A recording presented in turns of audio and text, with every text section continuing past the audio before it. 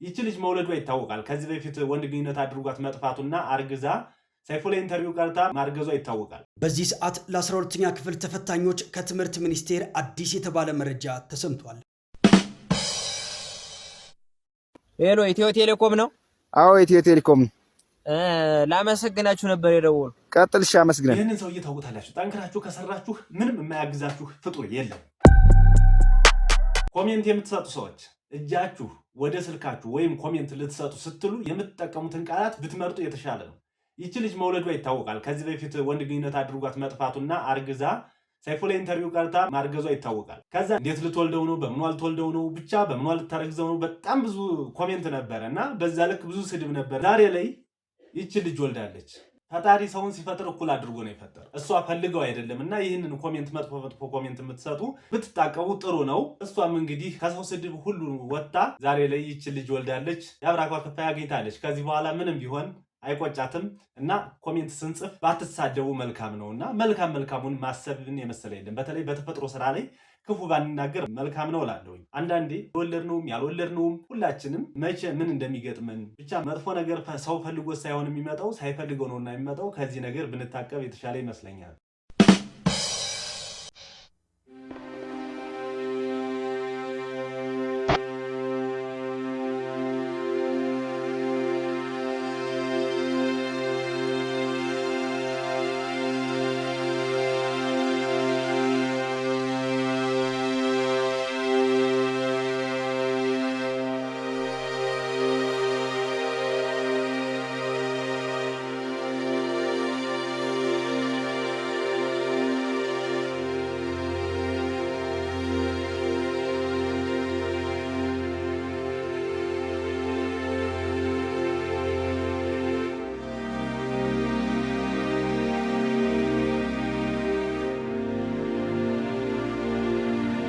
ሐረር አካባቢ እንግዲህ ራሱን ችሎ ለሕዝብ ተወካዮች ምክር ቤት ውድድር ሲያደርግ የነበረው ከፖለቲካ ራሱን አግሎ ኮሜዲያን ሆኖ መጥቷል። መቼም ፖለቲካ ያዋጣም ብሎ እንግዲህ ወደ ኮሜዲያነቱ ተመልሷል። ብዙ ትችት፣ ብዙ ስድብ በጣም ሲገጥመው ነበርና ኢቨን በልተህ ታድራለህ ወይ አንተ እስከምትጠግብ ከባድ ነው ግባና ጥገብ ብቻ ብዙ ስድብ ሲያስተናግድ ነበረ። ያን ሁሉ አቁሞ ዛሬ ወደ ኮሜዲያነቱ ተሻግሯል። ከሱ ምን እንማራለን? አንድ የያዝነው ነገር አላዋጣን ሲል ታጥፈን ሌላ ስራ መሞከር ነው። አንድ ስራ ላይ ብቻ ችክ ብለን ከሞከርን እንደማይሳካልንና ታጥፈን ሌሎች ስራዎችን መሞከር እንደምንችል እኔ ከሱ እየተማርኩ ነው። ምክንያቱም አንዳንድ ሞክረን የማይሳካልናልና ቀየስ ብለን ሌላ መስመር ሞክረን ሌሎች ስራዎችን ስንሰራ ስኬታማ ልንሆን ስለምንችል ከሱ እንደዚህ መማር አለብን እና አራዳ ነው። እኔ ተመችቶኛል። በነገራችን ላይ እንዴት ተቀይሶ ኮስተር ካለ ፖለቲካነቱ ወጥቶ ተቀይሶ ዛሬ ደግሞ ወደዚህ መጥቷልና አበረታቱት፣ አትስደቡት እላለሁ። ይስጠው እንላለን።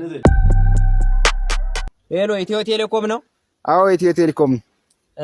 ላመሰግናችሁ ነበር የደወልኩት። ቀጥል። እሺ፣ አመስግነን። እንደ ግለሰብ በጣም ብዙ ሌባ አለ ማለት ነው። እንደ ሀገር ግን እንደናንተ አይነት ሞላጫ ሌባ የለም። ይሄ ቀልድ ይመስላል። ያው ሁላችሁም የምታውቁት በተለይ ሳፋሪኮም ማለት ነው በፊት ሲገባ በጣም ጥሩ ነበረ።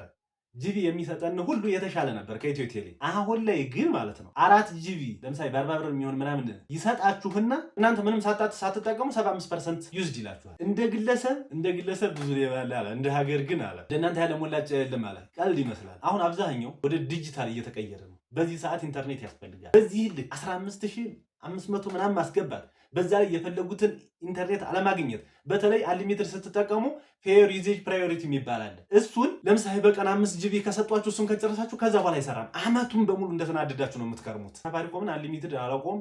የኢትዮ ቴሌኮም ግን ፌር ዩዜጅ ፕራዮሪቲ ብሎ ገድቧችሁ ይኖራል። አንሊሚትድ ሰጥቷችሁ እኮ ነው። በገመድም ስትጠቀሙ 15500 ነው ከፍሉት። በሲም ካርድም አንሊሚትድ ስትሞሉ 15500 ነው የምትጠቀሙት። ግን ይሄኛውን በሲም ካርዳችሁ የገዛችሁትን 15500 ፌር ዩዜጅ ፕራዮሪቲ ይሰጣችኋል። በዛኛው አይሰጥም። እናንተ ፖርቴል ነው በየቦታው ነው መስራት የምትፈልጉት። በዚህ ይገድብባችሁና እንዳትጠቀሙ ያደርጋችኋል። እና ብዙ ከኢትዮ ቴሌኮም ይሄ ከቴክኖሎጂውን ተደግፎ እንዳይሰራ የሚያደርግ አብዛኛው ገደብ የተቀመጠበት ነው። የልጅ ቀልድ አስመሰለው እንጂ እውነቱን ነው የተናገረው። እና እኔ ካየሁት አንጻር የ20 ብር አንሊሚትድ አላቸው የአንድ ሰዓት፣ የ35 ብር 2 ሰዓት ሙሉትና ቪዲዮ አፕሎድ ማድረግ አትችሉ። እንደ አጠቃላይ ይህንን ወደ ቴክኖሎጂ የሚሄድ እቅዳችን እየገደበው ነው ያለው። በተለይ አሁን አብዛኛው ሶሻል ሚዲያ ላይ የሚሰሩ አሉ። አብዛኛው መተዳደሪያው የሚያደርገው ይሆናል። አንድ የሀገርን ወጣት እገዛ አድርጎ የተሻለ ነገር እንዲያገኝ ማድረግ ነው እንጂ ያለው እንዴት እንዳያገኝ ማድረግ ይቻላል። 5995 እንዴት ወደ አንዴ 15500 ተደርጎ እሱንም ፌር ዩዜጅ ፕራዮሪቲ ይኖረዋል። እና ይሄንን ለምን እንደሆነ የገመዱና ይሄን እንዴት እንደለያዩት እኩል ነው የሚከፈለው፣ ግን ለምን እንደለያዩት እኔ ግራ ይገባኛል። እስኪ የምታውቁ ካለ አስረዱኝ። በዚህ ሰዓት ለ12ኛ ክፍል ተፈታኞች ከትምህርት ሚኒስቴር አዲስ የተባለ መረጃ ተሰምቷል። ይህ ቪዲዮ ለተፈታኙ ጓደኛችሁ ሼር አድርጉለት። የትምህርት ምዘናና ፈተናዎች አገልግሎት የ2018 የትምህርት ዘመን የ12ኛ ክፍል ሀገር አቀፍ ፈተና የሚሰጥበትን የጊዜ ሰሌዳ ይፋ አድርጓል።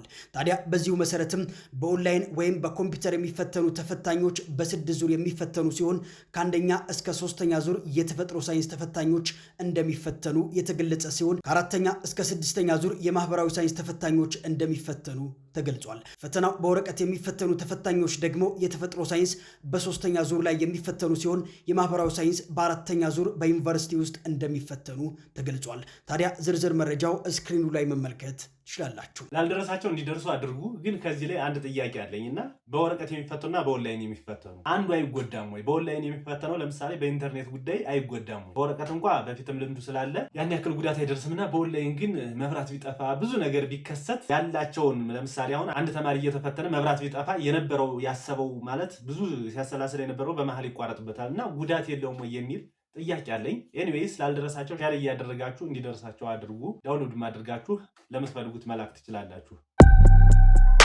ከእናቱ አስክሬን ጎን ተነስቶ ወደ ፈተና አዳራሽ የሄደው ይህ በምስሉ ላይ የምትመለከቱት ታዳጊ በዚህ ሰዓት መነጋገሪያ ሆኗል።